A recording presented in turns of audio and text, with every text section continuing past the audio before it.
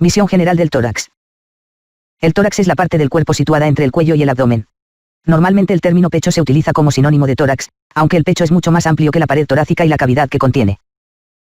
Generalmente, el pecho se concibe como la parte superior del tronco que se ensancha por arriba debido a la presencia de la cintura escapular, clavículas y escápula, de la que buena parte de su circunferencia está constituida por la musculatura pectoral y escapular, y en las mujeres adultas por las mamas.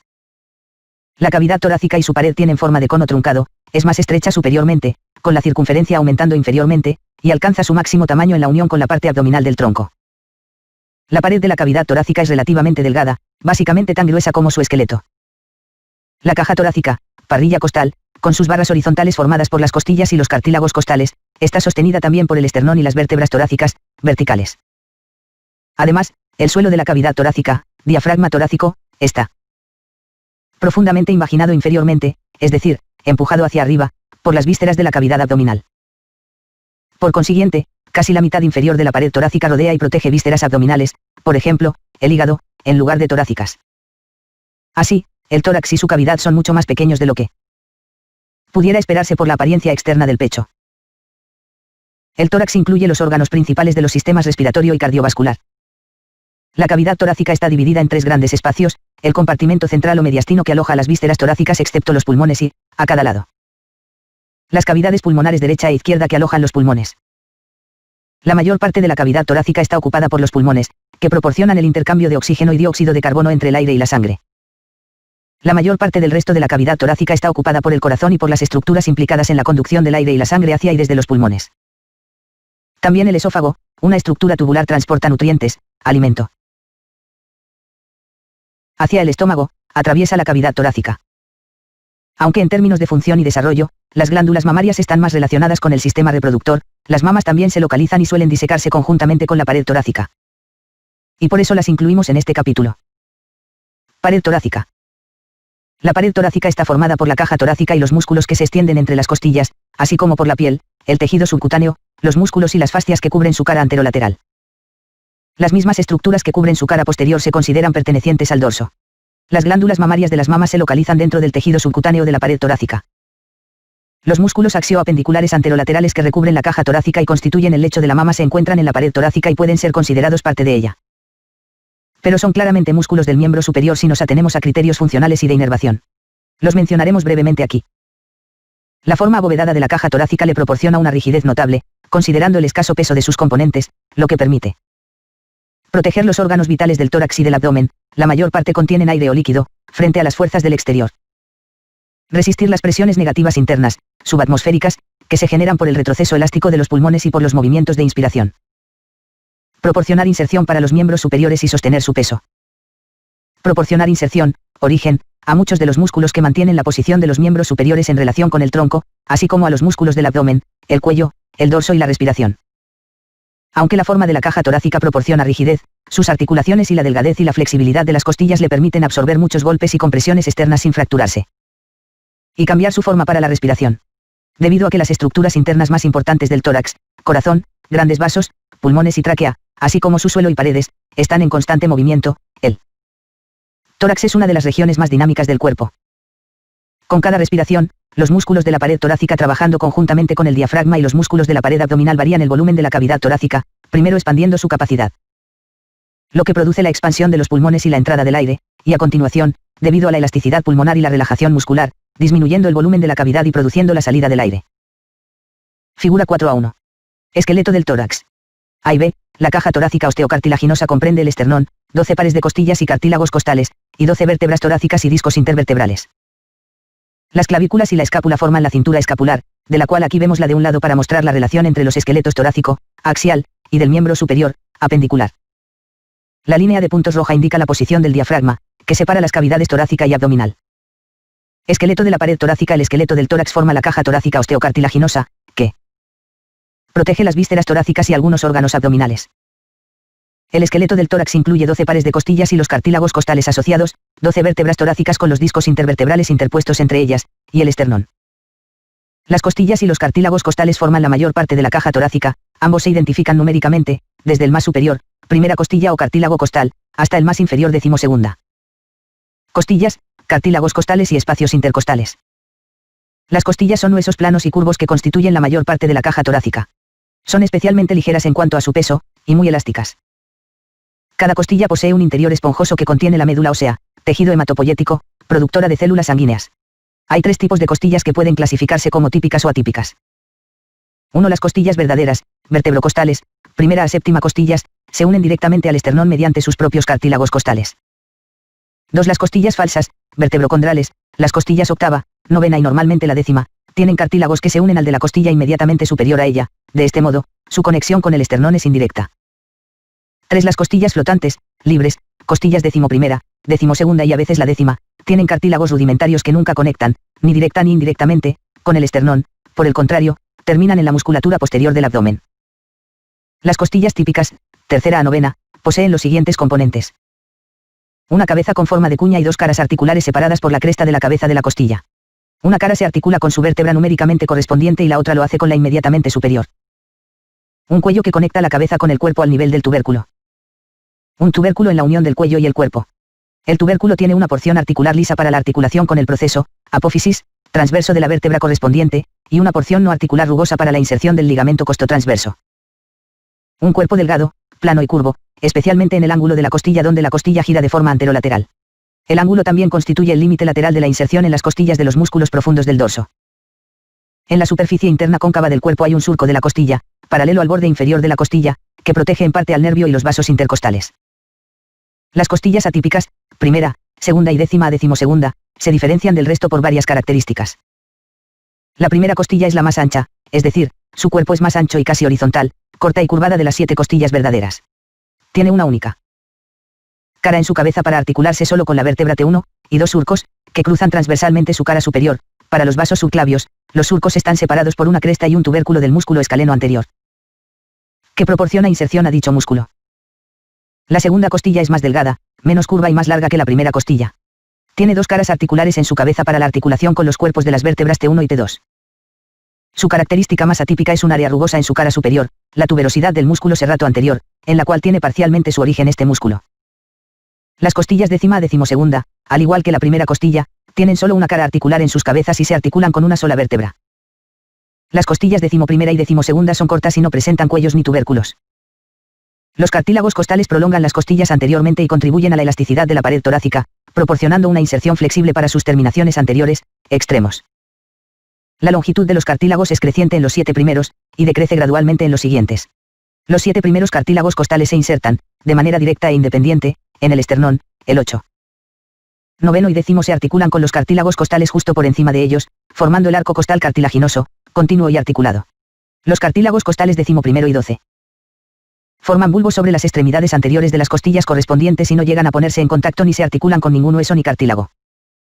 Los cartílagos costales de las costillas primera a décima fijan claramente el extremo anterior de la costilla al esternón, limitando su movimiento al girar su extremo posterior alrededor del eje transversal de la costilla.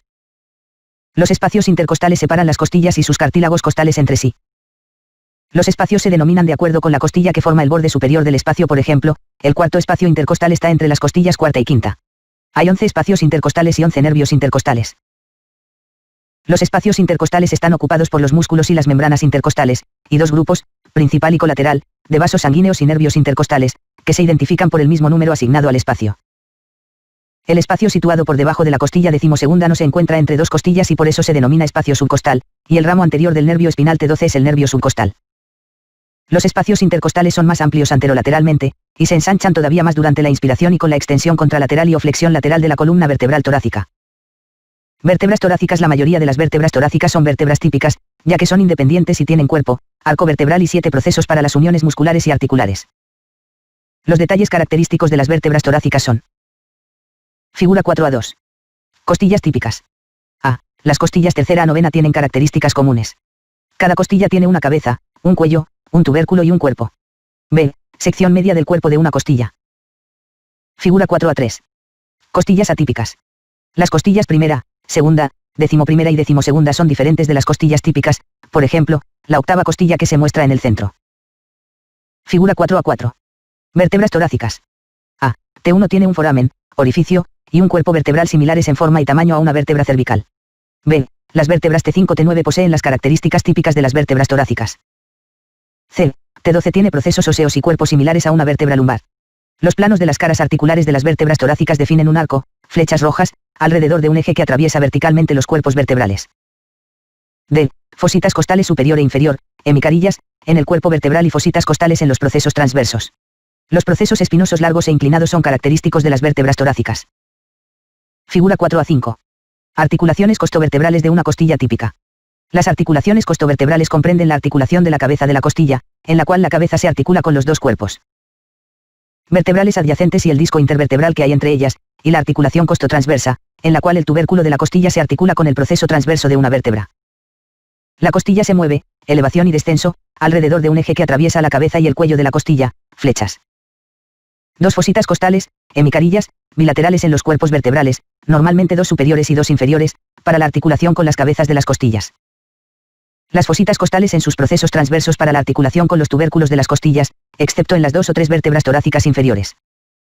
Unos procesos espinosos largos inclinados inferiormente. Las fositas costales superiores e inferiores, la mayoría de las cuales son pequeñas hemicarillas, se presentan emparejadas bilateralmente. Como superficies planas en los bordes posterolaterales superior e inferior de los cuerpos de las vértebras torácicas típicas, T2 T9.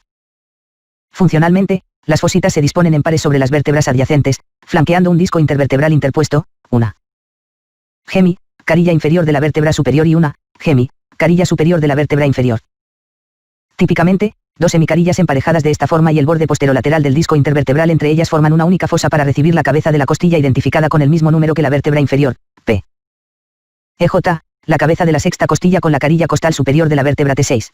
Las vértebras torácicas atípicas tienen fositas costales completas en lugar de hemicarillas. Las fositas costales superiores de la vértebra T1 no son hemicarillas debido a que no hay hemicarillas por encima de la vértebra C7, y la primera costilla se articula solo con la vértebra T1. La T1 tiene una gemi, carilla costal inferior típica. La T10 tiene un único par bilateral de fositas costales, enteras, situadas parcialmente en su cuerpo y parcialmente en su pedículo. Las T11 y T12 también tienen un único par de fositas costales, enteras, situadas en sus pedículos.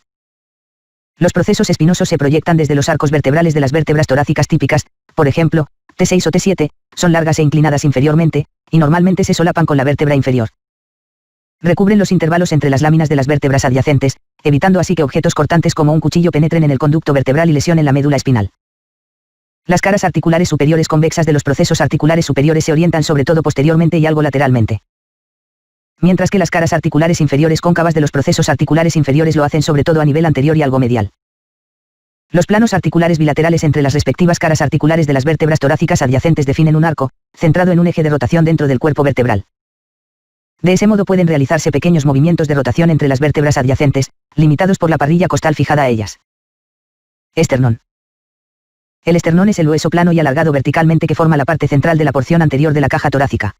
Recubre directamente y protege las vísceras mediastínicas en general y gran parte del corazón en particular.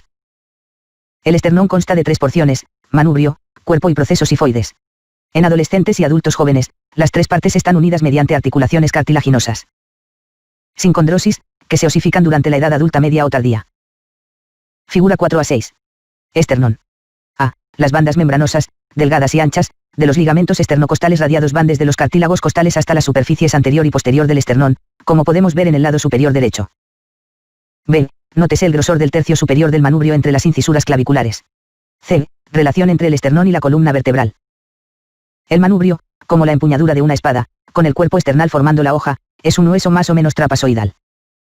El manubrio es la porción más ancha y gruesa de las 3 partes del esternón. La parte central cóncava del borde superior del manubrio, la que se palpa más fácilmente, es la incisura yugular. Incisura supraesternal. La incisura se acentúa por los extremos mediales externales, de las clavículas, las cuales son más grandes que las relativamente pequeñas incisuras claviculares del manubrio que las reciben, formando las articulaciones esternoclaviculares. Inferolateral a la incisura clavicular, el cartílago costal de la primera costilla está fuertemente unido al borde lateral del manubrio, la sincondrosis de la primera costilla. El manubrio y el cuerpo del esternón se hallan en planos ligeramente diferentes superior e inferiormente a su unión, la articulación manubrio-esternal, por lo tanto, su unión forma una proyección. El ángulo del esternón, de Lewis. El cuerpo del esternón es más largo, más estrecho y más delgado que el manubrio, y está localizado a nivel de las vértebras T5-T9. Su anchura es variable debido a sus bordes laterales festoneados por las incisuras costales. En las personas jóvenes son evidentes 4 esternebras, segmentos primordiales del esternón. Las esternebras se articulan una con otra en las articulaciones cartilaginosas primarias. Sincondrosis esternales. Estas articulaciones empiezan a fusionarse desde el extremo inferior entre la pubertad, madurez sexual, y los 25 años de edad. La superficie anterior casi plana del cuerpo del esternón está marcada en los adultos por 3 crestas transversas variables, que representan las líneas de fusión, sinostosis, de sus 4 esternebras, originalmente separadas. El proceso sifoides, la porción más pequeña y variable del esternón, es alargado y delgado. Su extremo inferior se encuentra al nivel de la vértebra T10. Aunque a menudo es puntiaguda, el proceso puede ser romo, bífido, curvado o estar desviado hacia un lado o anteriormente. En las personas jóvenes el proceso es cartilaginoso, pero en los adultos mayores de 40 años está más o menos osificado. En las personas ancianas, el proceso sifoides puede estar fusionado con el cuerpo del esternón. El proceso sifoides es un importante punto de referencia del plano medio debido a que su unión con el cuerpo del esternón en la articulación sifoesternal señala el límite inferior de la parte central de la cavidad torácica. Esta unión es también la localización del ángulo infraesternal, subcostal, formado por los arcos costales derecho e izquierdo. Es un marcador de la línea media para el límite superior del hígado, el centro tendinoso del diafragma y el borde inferior del corazón. Aperturas torácicas. La caja torácica proporciona una pared periférica completa, pero está abierta superiormente e inferiormente. La apertura superior, mucho más pequeña, es un lugar de paso que permite la comunicación con el cuello y los miembros superiores. La apertura inferior, más grande, proporciona el origen del diafragma, similar a un anillo, que cierra completamente la apertura. Los desplazamientos del diafragma controlan sobre todo el volumen y la presión interna de la cavidad torácica, proporcionando la base para la respiración corriente, intercambio de aire. Apertura torácica superior. La apertura, orificio, torácica superior está limitada posteriormente, por la vértebra T1, cuyo cuerpo protruye anteriormente en la apertura. Lateralmente, por el primer par de costillas y sus cartílagos costales. Anteriormente, por el borde superior del manubrio. Las estructuras que pasan entre la cavidad torácica y el cuello a través de la apertura torácica superior, oblicua y en forma de riñón, son la tráquea, el esófago, los nervios y los vasos que proporcionan inervación, irrigación y drenaje a la cabeza, el cuello y los miembros superiores. La apertura torácica superior del adulto mide 1,6,5 cm anteroposteriormente y 11 cm transversalmente. Para visualizar el tamaño de esta apertura, adviértase que es un poco más grande de lo necesario para permitir el paso de un bloque de madera de 5-10 centímetros. Debido a la oblicuidad del primer par de costillas, la apertura se inclina antero-inferiormente. Figura 4 a 7. Aperturas del tórax. La apertura torácica superior es el portal entre la cavidad torácica y el cuello y el miembro superior. La apertura torácica inferior proporciona inserción al diafragma, el cual se proyecta hacia arriba y permite a la caja torácica proteger las vísceras abdominales más altas, P. EJ, el hígado. La barrera cartilaginosa continua formada por los cartílagos articulados de las costillas séptima a décima. Falsas, forma el arco costal.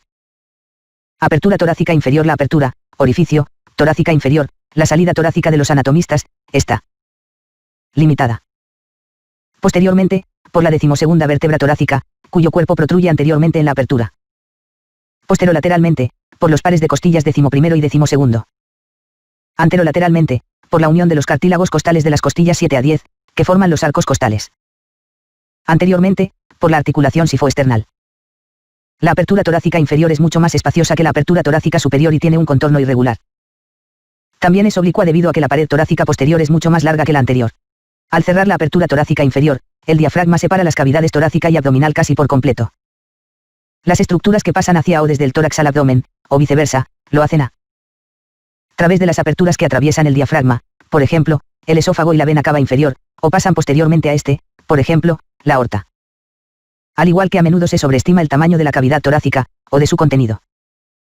Su extensión inferior, que corresponde al límite entre las cavidades torácica y abdominal, también se calcula con frecuencia de forma incorrecta debido a la discrepancia entre la apertura torácica inferior y la ubicación del diafragma.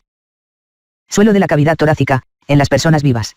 Aunque el diafragma tiene su origen en las estructuras que constituyen la apertura torácica inferior, las cúpulas del diafragma ascienden hasta el nivel del 4. Espacio intercostal, y algunas vísceras abdominales, como el hígado, el bazo y el estómago, se sitúan por encima del plano de la apertura torácica inferior, dentro de la pared torácica. Articulaciones de la pared torácica. Aunque los movimientos de las articulaciones de la pared torácica son frecuentes. Por ejemplo, asociados a la respiración normal, el grado de movimiento de cada articulación considerada individualmente es relativamente pequeño. No obstante, cualquier alteración que reduzca la movilidad de estas articulaciones interfiere con la respiración. Durante la respiración profunda, los movimientos de la caja torácica anterior, superior o lateralmente, son considerables.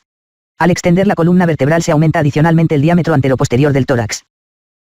Las articulaciones de la pared torácica se ilustran en el tipo, las superficies articulares implicadas y los ligamentos de las articulaciones de la pared torácica se detallan en la Las articulaciones intervertebrales entre los cuerpos de las vértebras adyacentes están unidas por ligamentos longitudinales y por discos intervertebrales. Estas articulaciones se estudian junto con el dorso en el capítulo 1, las articulaciones esternoclaviculares se estudian en el capítulo 3. Articulaciones costovertebrales. Una costilla típica se articula posteriormente con la columna vertebral mediante dos articulaciones, la articulación de la cabeza de la costilla y la articulación costotransversa.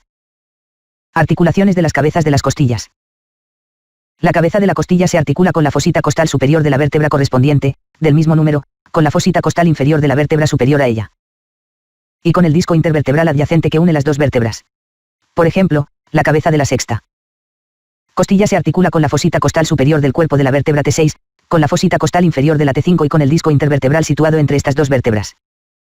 La cresta de la cabeza de la costilla se une al disco intervertebral por un ligamento intraarticular de la cabeza de la costilla dentro de la articulación, dividiendo este espacio cerrado en dos cavidades sinoviales. La membrana fibrosa de la cápsula articular es más fuerte anteriormente, donde forma un ligamento radiado de la cabeza de la costilla que se abre en abanico desde el borde anterior de la cabeza de la costilla hacia los lados de los cuerpos de dos vértebras y el disco intervertebral que hay entre ellas.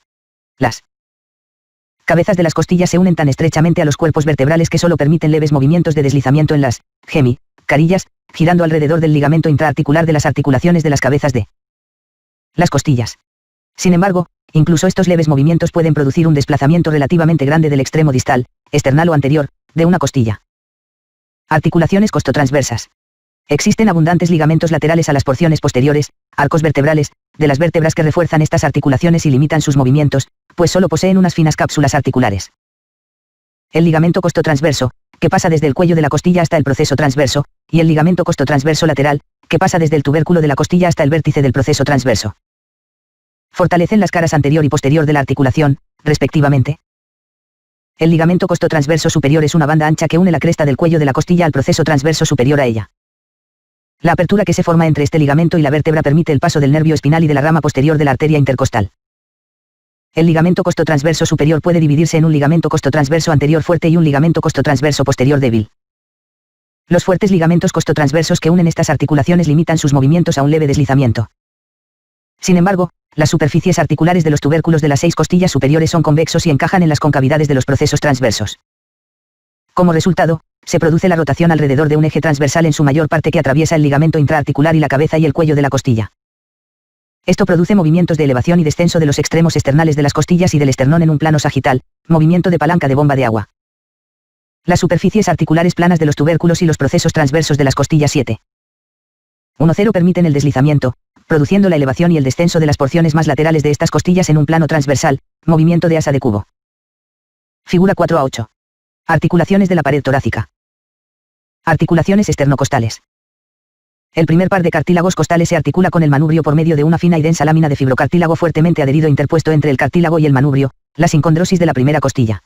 Los pares 2.7 de cartílagos costales se articulan con el esternón por medio de articulaciones sinoviales, con superficies articulares fibrocartilaginosas en ambas caras, condral y esternal, que permiten el movimiento durante la respiración. Las débiles cápsulas articulares de estas articulaciones se espesan anterior y posteriormente para formar los ligamentos esternocostales radiados. Estos continúan como bandas finas y anchas que pasan desde los cartílagos costales hasta las superficies anterior y posterior del esternón, formando una cubierta, parecida a un fieltro, para este hueso. Movimientos de la pared torácica. Los movimientos de la pared torácica y del diafragma durante la inspiración aumentan el volumen intratorácico y los diámetros del tórax. En consecuencia, los cambios de presión provocan alternativamente la aspiración de aire hacia el interior de los pulmones, inspiración, a través de la nariz, la boca, la laringe y la tráquea. Y su expulsión de los pulmones, expiración, a través de los mismos conductos. Durante la expiración pasiva, el diafragma, los músculos intercostales y otros, se relajan, con lo que disminuye el volumen intratorácico y aumenta la presión intratorácica. Al mismo tiempo, la presión intraabdominal disminuye y las vísceras abdominales se descomprimen. El tejido elástico de los pulmones, que estaba expandido, se retrae, y se expele la mayor parte del aire. El diámetro vertical, altura, de la parte central de la cavidad torácica aumenta. Durante la inspiración a medida que el diafragma desciende al contraerse, comprimiendo las vísceras abdominales. Durante la expiración, el diámetro vertical vuelve a su posición neutra a medida que la retracción de los pulmones genera una presión subatmosférica en las cavidades pleurales, entre los pulmones y la pared torácica. Como resultado de ello y de la ausencia de resistencia sobre las vísceras previamente comprimidas, las cúpulas del diafragma ascienden y se reduce el diámetro vertical. El diámetro antero-posterior del tórax aumenta considerablemente cuando se contraen los músculos intercostales. El movimiento de las costillas. Fundamentalmente segunda a sexta, en las articulaciones costovertebrales, alrededor de un eje que pasa a través del cuello de las costillas, hace que los extremos anteriores de las costillas asciendan el movimiento de palanca de bomba de agua. Debido a que las costillas se inclinan inferiormente, su elevación provoca también un movimiento anteroposterior del esternón, en especial de su extremo inferior. Con un ligero movimiento que en las personas jóvenes tiene lugar en la articulación manubrioesternal, cuando la articulación aún no se ha fusionado, unido. Figura 4a9. Articulaciones costotransversas. La estructura de las superficies articulares, que se muestran en cortes sagitales de las articulaciones costotransversas, pone de manifiesto que las costillas 1. 7 rotan alrededor de un eje que atraviesa longitudinalmente el cuello de la costilla A, mientras que las costillas octava a décima se deslizan B. Figura 4a10. Movimientos de la pared torácica. A. Cuando se elevan las costillas superiores aumenta el diámetro anteroposterior del tórax, movimiento de palanca de bomba de agua, inferiormente se produce un desplazamiento, incremento, mayor, en el extremo de la palanca de bomba de agua. B. Las porciones medias de las costillas inferiores se mueven lateralmente cuando están elevadas, aumentando el diámetro transverso. Movimiento de asa de cubo. C. La combinación de los movimientos de la costilla, flechas, que suceden durante la inspiración forzada aumentan los diámetros anteroposterior y transverso de la caja torácica. D. El tórax se expande durante la inspiración forzada en la medida en que se elevan las costillas, flechas. E. El tórax se estrecha durante la expiración a medida que descienden las costillas, flechas. F. El movimiento principal de la inspiración, en reposo o forzada, es la contracción del diafragma, que aumenta el diámetro vertical de la cavidad torácica, flechas. Cuando el diafragma se relaja, la descompresión de las vísceras abdominales empuja el diafragma hacia arriba, reduciendo el diámetro vertical para la expiración. El diámetro transverso del tórax también aumenta ligeramente cuando se contraen los músculos intercostales. Elevando las partes medias, las más laterales, de las costillas, en especial las más inferiores, el movimiento de asa de cubo. La combinación de todos estos movimientos mueve la caja torácica anterior, superior y lateralmente. Figura 4a11. Músculos axioapendiculares, del cuello y anterolaterales del abdomen que cubren la pared torácica. En el lado izquierdo se han estirpado el músculo pectoral mayor para exponer los músculos pectoral menor, subclavio e intercostal externo. Cuando eliminamos los músculos del miembro superior puede verse la forma gradualmente abovedada de la caja torácica. Músculos de la pared torácica. Algunos músculos que están insertados en la caja torácica, o que la cubren, están implicados fundamentalmente en acciones sobre otras regiones anatómicas. Los músculos axioapendiculares se extienden desde la caja torácica, esqueleto axial, hasta los huesos del miembro superior, esqueleto apendicular. De forma similar. Algunos músculos de la pared anterolateral del abdomen, el dorso y el cuello tienen su inserción en la caja torácica. Los músculos axioapendiculares actúan sobre todo en los miembros superiores, pero varios de ellos, como el pectoral mayor, el pectoral menor y la porción inferior del serrato anterior, también pueden ejercer como músculos accesorios de la respiración, ayudando a elevar las costillas para expandir la cavidad torácica cuando la inspiración es profunda y forzada, por ejemplo, tras correr los ciene lisos. Los músculos escalenos, que descienden desde las vértebras del cuello hasta la primera y la segunda costillas, actúan principalmente sobre la columna vertebral. Sin embargo, también actúan como músculos accesorios de la respiración fijando estas costillas y permitiendo que los músculos que unen las costillas situadas por debajo sean más eficaces para elevar las costillas inferiores durante la inspiración forzada. Figura 4a12. Músculos de la pared torácica. Los verdaderos músculos de la pared torácica son los serratous posteriores, los elevadores de las costillas, los intercostales, los subcostales y los transversos del tórax, se muestran en la, y sus inserciones, inervación. Los músculos serratous posteriores se han considerado tradicionalmente músculos inspiratorios, aunque esta función no está respaldada por la electromiografía ni por cualquier otra evidencia. Según sus inserciones y disposición, el serrato posterior superior se decía que elevaba las 4 costillas superiores, aumentando el diámetro anteroposterior del tórax y elevando el esternón. Según sus inserciones y disposición, se afirmaba que el serrato posterior inferior descendía las costillas inferiores, evitando que el diafragma las arrastrase hacia arriba. Pero, estudios recientes, Milensky et al., 2001, sugieren que estos músculos, que se extienden sobre las aperturas torácicas superior e inferior, así como las transiciones desde la columna vertebral torácica relativamente inflexible hasta los segmentos cervical y lumbar de la columna, mucho más flexibles, podrían no tener una función principalmente motora. En lugar de eso, podrían tener una función propioceptiva. Estos músculos, en particular el serrato posterior superior, han sido implicados como fuente de dolor crónico en las fibromialgias. Los músculos elevadores de las costillas son 12 músculos en forma de abanico que elevan las costillas, aunque su papel en la inspiración normal, si tienen alguno, no está claro. Pueden participar en el movimiento vertebral y o la propiocepción. Los músculos intercostales ocupan los espacios intercostales. La capa superficial está formada por los intercostales externos, y la capa interna por los intercostales internos. A las fibras más profundas de estos últimos, dispuestas internamente en los vasos intercostales, se les designa, un tanto artificialmente, como un músculo diferenciado, los intercostales íntimos. Los músculos intercostales externos, 11 pares, ocupan los espacios intercostales desde los tubérculos de las costillas posteriormente hasta las uniones costocondrales anteriormente. Anteriormente, las fibras musculares son reemplazadas por las membranas intercostales externas. Estos músculos discurren a nivel inferoanterior desde la costilla superior hasta la inferior. Cada músculo se inserta superiormente en el borde inferior de la costilla que tiene por encima, e inferiormente en el borde superior de la costilla que tiene por debajo. Estos músculos se continúan inferiormente con los músculos oblicuos externos en la pared anterolateral del abdomen. Los intercostales externos son más activos durante la inspiración. Los músculos intercostales internos, 11 pares, discurren profunda y perpendicularmente a los intercostales externos. Sus fibras discurren a nivel inferoposterior desde el suelo de los surcos costales hasta los bordes superiores de las costillas inferiores a ellos. Los intercostales internos se insertan en los cuerpos de las costillas y a sus cartílagos costales, alcanzando anteriormente el esternón y posteriormente el ángulo de las costillas. Entre las costillas posteriormente, medial a los ángulos, los intercostales internos son sustituidos por las membranas intercostales internas. Los músculos intercostales internos inferiores se continúan con los músculos oblicuos internos en la pared anterolateral del abdomen. Los intercostales internos más débiles que los músculos intercostales externos son más activos durante la expiración, especialmente sus porciones interóseas, frente a las intercondrales. Los músculos intercostales íntimos son similares a los intercostales internos y son, en esencia, sus porciones más profundas. Los intercostales íntimos están separados de los intercostales internos por los vasos y los nervios intercostales. Estos músculos se extienden entre las superficies internas de las costillas adyacentes y ocupan las partes más laterales de los espacios intercostales. Es probable, aunque no está establecido, que sus acciones sean las mismas que las de los músculos intercostales internos. Los músculos subcostales tienen formas y tamaños variables, y normalmente solo están bien desarrollados en la pared torácica inferior. Estas finas tiras musculares se extienden desde la superficie interna del ángulo de una costilla hasta la superficie interna de la segunda o tercera costilla inferior a ella. Atravesando uno o dos espacios intercostales, los subcostales discurren en la misma dirección que los intercostales internos y se mezclan con ellos. Los músculos transversos del tórax constan de 4 o 5 tiras que irradian superolateralmente desde la cara posterior de la porción inferior del esternón. Los músculos transversos del tórax se continúan inferiormente con los músculos transversos del abdomen en la pared anterolateral del cuerpo. Estos músculos parecen tener una débil función expiratoria y también pueden proporcionar información propioceptiva. Aunque los intercostales externos e internos son activos durante la inspiración y la expiración, respectivamente, la mayor parte de su actividad es isométrica, aumento de tono sin producir movimiento. El papel de estos músculos en el movimiento de las costillas parece tener relación, sobre todo, con la respiración forzada. El diafragma es el principal músculo de la inspiración. La expiración es pasiva a no ser que se exhale en contra de una resistencia, por ejemplo, al inflar un globo, o cuando se intenta exhalar el aire más rápidamente de lo habitual, por ejemplo, al toser, estornudar, sonarse la nariz o gritar. La retracción elástica de los pulmones y la descompresión de las vísceras abdominales expelen el aire inhalado previamente. El papel primordial de los músculos intercostales en la respiración es sostener, aumentar el tono o la rigidez, el espacio intercostal, oponiéndose al movimiento paradójico, en especial durante la inspiración.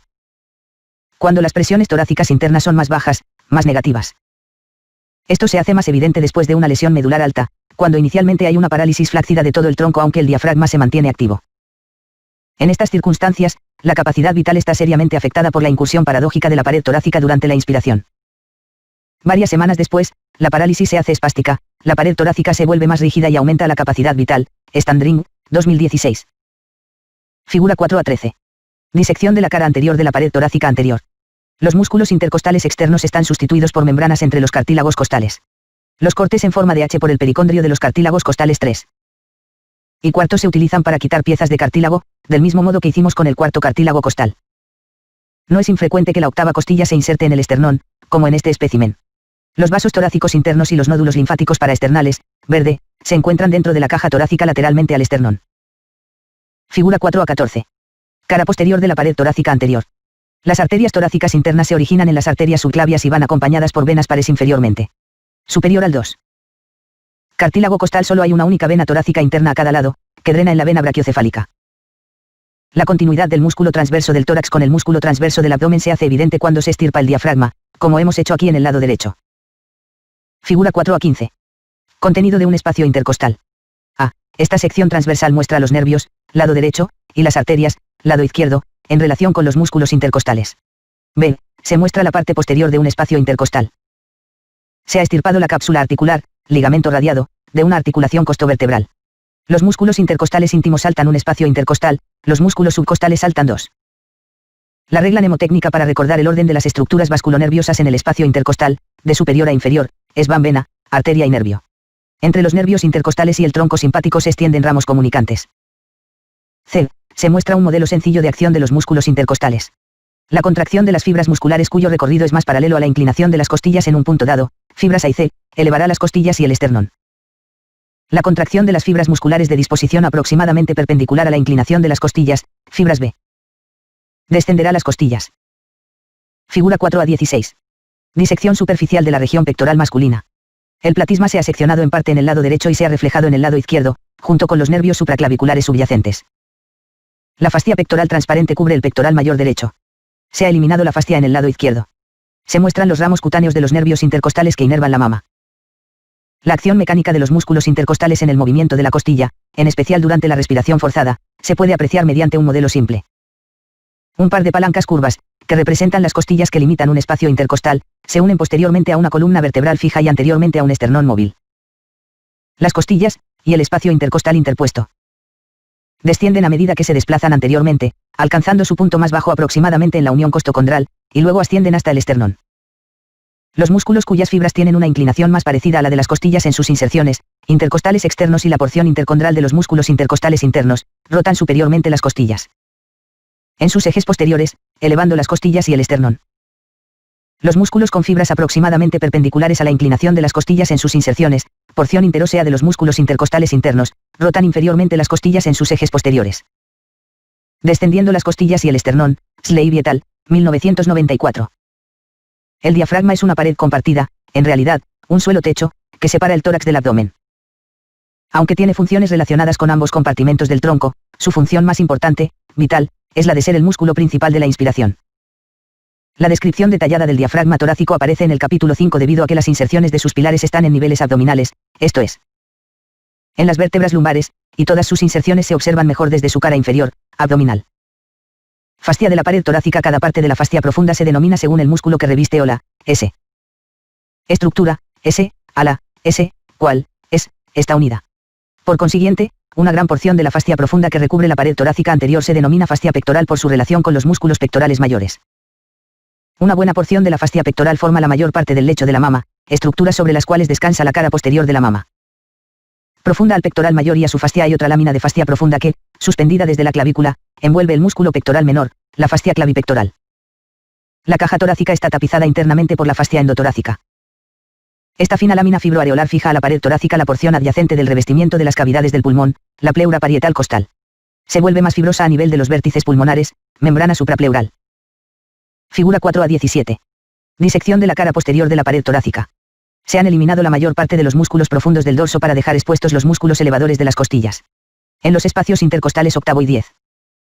Se han eliminado diversas partes del músculo intercostal externo para dejar expuesta la membrana intercostal interna, que se continúa con el músculo intercostal interno.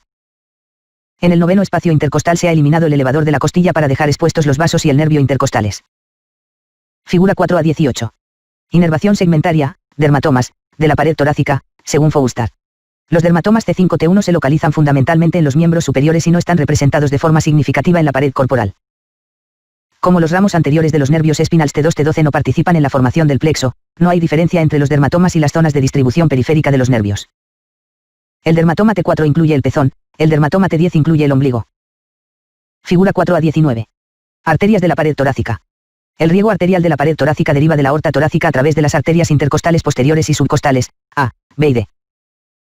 Desde la arteria axilar B y desde la arteria subclavia a través de las arterias torácica interna C e intercostal suprema B. D. Imagen de una proyección de máxima intensidad de una TC contrastada torácica. Compárense las estructuras que se muestran aquí con las estructuras de la pared torácica anterior en AC y en la figura 4 a 44. Nervios de la cavidad torácica. La pared torácica tiene 12 pares de nervios espinales torácicos. En cuanto salen de los forámenes, orificios, intervertebrales, se dividen en ramos anterior y posterior. Ramos primarios. Los ramos anteriores de T1-T11 forman los nervios intercostales que discurren a lo largo de los espacios intercostales. El ramo anterior del nervio T12, inferior a la 12ª costilla, forma el nervio subcostal. Los ramos posteriores de los nervios espinales torácicos se dirigen hacia atrás, inmediatamente laterales a los procesos articulares de las vértebras, para inervar las articulaciones. Los músculos profundos del dorso y la piel del dorso en la región torácica. Nervios intercostales típicos. Los nervios intercostales tercero a sexto entran en las porciones más mediales de los espacios intercostales posteriores, inicialmente discurren dentro de la fascia endotorácica. Entre la pleura parietal, revestimiento seroso de la cavidad torácica, y la membrana intercostal interna cerca de la línea media de los espacios intercostales. Cerca de los ángulos de las costillas, los nervios pasan entre los músculos intercostales internos e íntimos. Ahí, los nervios intercostales entran en los surcos de las costillas y luego continúan su recorrido por ellos, situándose en o justo inferiores a los surcos de las costillas. Y discurriendo inferiores a las arterias intercostales, que a su vez son inferiores a las venas intercostales. Por tanto, los paquetes neurovasculares, y especialmente los vasos, están protegidos por los bordes inferiores de las costillas suprayacentes. Los ramos colaterales de estos nervios se originan cerca de los ángulos de las costillas y discurren a lo largo del borde superior de la costilla situada inferiormente. Los nervios continúan anteriormente entre los músculos intercostales internos e íntimos, proporcionan ramos para estos y otros músculos, y dan origen a ramos cutáneos laterales, aproximadamente en la línea axilar media. Anteriormente, los nervios se encuentran sobre la cara interna del músculo intercostal interno. Próximos al esternón, los nervios giran anteriormente, pasando entre los cartílagos costales, y entran en el tejido subcutáneo como ramos cutáneos anteriores. Mediante su ramo posterior y los ramos cutáneos lateral y anterior de su ramo anterior, la mayoría de los nervios espinales torácicos, T2-T12, inervan un área del tronco semejante a una franja, o dermatoma, que se extiende desde la línea media posterior a la línea media anterior. El grupo de músculos inervados por los ramos anterior y posterior, nervio intercostal, de cada par de nervios espinales torácicos constituye un miotoma. Los miotomas de la mayoría de los nervios espinales torácicos, T2-T11, incluyen los músculos intercostales, subcostales, transversos del tórax, elevadores de las costillas y serratus posteriores relacionados con el espacio intercostal que incluye el ramo anterior, nervio intercostal, del nervio espinal específico, más la porción suprayacente de los músculos profundos del dorso. Los ramos de un nervio intercostal típico son los siguientes. Ramos comunicantes, que conectan cada nervio intercostal al tronco simpático homolateral. Las fibras presinápticas abandonan las porciones iniciales del ramo anterior de cada nervio torácico y lumbar superior, mediante un ramo comunicante blanco y pasan hacia un tronco simpático. Las fibras postsinápticas que se distribuyen por la pared corporal y los miembros pasan desde los ganglios del tronco simpático, a través de los ramos comunicantes grises, para unirse al ramo anterior del nervio espinal más cercano. Incluidos todos los nervios intercostales. Las fibras nerviosas simpáticas se distribuyen a través de todos los ramos de todos los nervios espinales, ramos anteriores y posteriores, para alcanzar los vasos sanguíneos, las glándulas sudoríparas y la musculatura lisa de la pared corporal y de los miembros. Ramos colaterales, que se originan cerca de los ángulos de las costillas y descienden para correr por el borde superior de la costilla inferior, colaborando en la inervación de los músculos intercostales y la pleura parietal. Ramos cutáneos laterales, que se originan cerca de la línea axilar media, atraviesan los músculos intercostales internos y externos y se dividen a su vez en ramos anterior y posterior. Estos ramos terminales inervan la piel de las paredes laterales torácica y abdominal. Ramos cutáneos anteriores, que atraviesan los músculos y las membranas del espacio intercostal en la línea paraesternal y se dividen en ramos medial y lateral. Estos ramos terminales inervan la piel de la cara anterior del tórax y el abdomen. Ramos musculares, que inervan los músculos intercostales, subcostales, transversos del tórax, elevadores de las costillas y serratus posteriores. Nervios intercostales atípicos. Aunque el ramo anterior de la mayoría de los nervios espinales torácicos es simplemente el nervio intercostal para ese nivel, el ramo anterior del 1. El nervio espinal torácico, T1, se divide primero en una porción superior grande y una inferior pequeña. La porción superior se une al plexo braquial, el plexo nervioso que inerva el miembro superior, y la porción inferior se convierte en el 1. El nervio intercostal. Otras características atípicas de algunos nervios intercostales específicos son las siguientes. El primer y el segundo nervios intercostales recorren la cara interna de las costillas primera y segunda, en vez de hacerlo a lo largo del borde inferior de los surcos de las costillas. El primer nervio intercostal no tiene ramo cutáneo anterior, y a menudo tampoco ramo cutáneo lateral. Cuando existe un ramo cutáneo lateral, inerva la piel de la axila y puede comunicar tanto con el nervio intercostobraquial como con el nervio cutáneo medial del brazo. El segundo, y a veces el tercer, nervio intercostal da origen a un gran ramo cutáneo lateral, el nervio intercostobraquial, que surge del segundo espacio intercostal en la línea axilar media, penetra el serrato anterior y entra en la axila y el brazo. Normalmente, el nervio intercostobraquial inerva el suelo piel y tejido subcutáneo de la axila y luego comunica con el nervio cutáneo medial del brazo para inervar las caras medial y posterior del brazo. El ramo cutáneo lateral del tercer nervio intercostal frecuentemente da origen a un segundo nervio intercostobraquial. Los nervios intercostales séptimo a décimo primero, tras dar origen a ramos cutáneos laterales, atraviesan posteriormente el arco costal y continúan para inervar la piel y los músculos abdominales. Cuando abandonan el espacio intercostal se convierten en nervios toracoabdominales de la pared anterior del abdomen. Sus ramos cutáneos anteriores perforan la vaina del recto, convirtiéndose en cutáneos en la proximidad del plano medio. Vascularización de la pared torácica. En líneas generales, el patrón de la distribución vascular en la pared torácica refleja la estructura de la caja torácica, esto es, discurre por los espacios intercostales en paralelo a las costillas. Arterias de la pared torácica. La irrigación arterial de la pared torácica deriva de la aorta torácica, a través de las arterias intercostales posteriores y subcostal. La arteria subclavia, a través de las arterias torácica interna e intercostal suprema. La arteria axilar, a través de las arterias torácica superior y lateral. Las arterias intercostales discurren por la pared torácica entre las costillas. Con la excepción de los espacios intercostales 10º y 11º, cada espacio intercostal es irrigado por 3 arterias, una gran arteria intercostal posterior, y su rama colateral, y un par de pequeñas arterias intercostales anteriores. Las arterias intercostales posteriores. Del primer y segundo espacios intercostales se originan de la arteria intercostal suprema, superior, una rama del tronco costocervical de la arteria subclavia. De los espacios intercostales 3º a 11º, y las arterias subcostales del espacio subcostal, se originan posteriormente de la aorta torácica. Debido a que la aorta está ligeramente a la izquierda de la columna vertebral, las arterias intercostales derechas 3ª a 11ª cruzan sobre los cuerpos vertebrales, siguiendo un curso más largo que las del lado izquierdo. Todas emiten una rama posterior que acompaña al ramo posterior del nervio espinal para irrigar la médula espinal, la columna vertebral, los músculos del dorso y la piel. Dan lugar a una pequeña rama colateral que cruza el espacio intercostal y discurre a lo largo del borde superior de la costilla. Acompañan a los nervios intercostales a través de los espacios intercostales. Cerca del ángulo de la costilla, las arterias entran en los surcos de las costillas, donde se sitúan entre la vena y el nervio intercostales. Primero, las arterias discurren en la fascia endotorácica entre la pleura parietal y la membrana intercostal interna, después discurren entre los músculos intercostales íntimos e internos. Tienen ramas terminales y colaterales que se anastomosan anteriormente con las arterias intercostales anteriores. Las arterias torácicas internas, históricamente, arterias mamarias internas. Se originan en la raíz del cuello, en las caras inferiores de las primeras porciones de las arterias subclavias. Descienden hacia el interior del tórax posteriormente a la clavícula y al primer cartílago costal. Se cruzan cerca de su origen con el nervio frénico homolateral. Descienden sobre la cara interna del tórax ligeramente laterales al esternón y posteriores a los sextos cartílagos costales superiores y los músculos intercostales internos interpuestos. Después de descender más allá del segundo cartílago costal, las arterias torácicas internas discurren anteriores al músculo transverso del tórax. Entre las tiras del músculo, las arterias entran en contacto con la pleura parietal posteriormente. Terminan en el sexto espacio intercostal dividiéndose en las arterias epigástrica superior y musculofrénica. Dan lugar directamente a las arterias intercostales anteriores que irrigan los 6 espacios intercostales superiores. Los pares homolaterales de arterias intercostales anteriores irrigan las porciones anteriores de los 9 espacios intercostales superiores. Figura 4 a 20. Venas de la pared torácica. Aunque en la ilustración se representan como conductos continuos, las venas intercostales anterior y posterior son vasos separados, que normalmente drenan en direcciones opuestas, cuyas tributarias se comunican, anastomosan, aproximadamente en la línea axilar anterior. Sin embargo, debido a que estas venas carecen de válvulas, el flujo puede invertirse. Discurren lateralmente en el espacio intercostal, una cerca del borde inferior de la costilla superior y la otra cerca del borde superior de la costilla inferior. De los dos primeros espacios intercostales se sitúan inicialmente en la fascia endotorácica entre la pleura parietal y los músculos intercostales internos. Las que irrigan los espacios intercostales 3º a 6º están separadas por tiras del músculo transverso del tórax. Las de los espacios intercostales 7º a 9º proceden de las arterias musculofrénicas, que también son ramas de las arterias torácicas internas. Irrigan los músculos intercostales y dan ramas que, a través de ellos, van a irrigar los músculos pectorales, las mamas y la piel.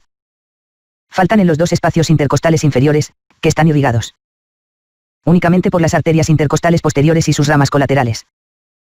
Venas de la pared torácica. Las venas intercostales acompañan a las arterias y a los nervios intercostales y se sitúan más superiores en los surcos de las costillas. A cada lado hay 11 venas intercostales posteriores y una vena subcostal. Las venas intercostales posteriores se anastomosan con las venas intercostales anteriores, tributarias de las venas torácicas internas. A medida que se aproximan a la columna vertebral, las venas intercostales posteriores reciben una rama posterior, que acompaña al ramo posterior del nervio espinal de ese nivel, y una vena intervertebral que drena los plexos venosos vertebrales asociados a la columna vertebral.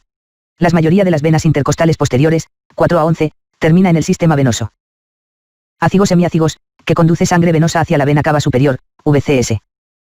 Las venas intercostales posteriores del 1. El espacio intercostal suelen entrar directamente en las venas brachiocefálicas derecha e izquierda. Las venas intercostales posteriores de los espacios intercostales 2º y 3º, y algunas veces el 4º, se unen formando un tronco, la vena intercostal superior. Linfáticos del cuello.